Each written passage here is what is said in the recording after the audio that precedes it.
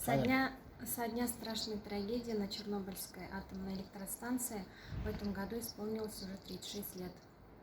Нужно сказать, что 26 апреля произошел очень большой взрыв, который подверг большому воздействию вреда как природе, так и человечеству.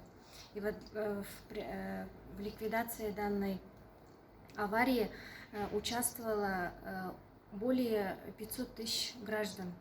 И в том числе в этой ликвидации участвовал гражданин нашего района, который проживает у нас 26 лет в нашем районе. Внес очень большой вклад в ликвидацию данной аварии.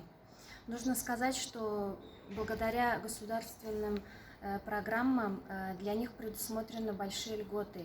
Льготы это в виде досрочной пенсии, ежемесячные денежные выплаты, так и жилищные льготы. Вот сегодня мы вручили такую жилищную льготу в виде жилищного сертификата, субсидию Зиннатуллину Минахмату в размере 2 миллиона 900 тысяч рублей, благодаря которой он сможет приобрести свое собственное жилье в пределах Республики Татарстан.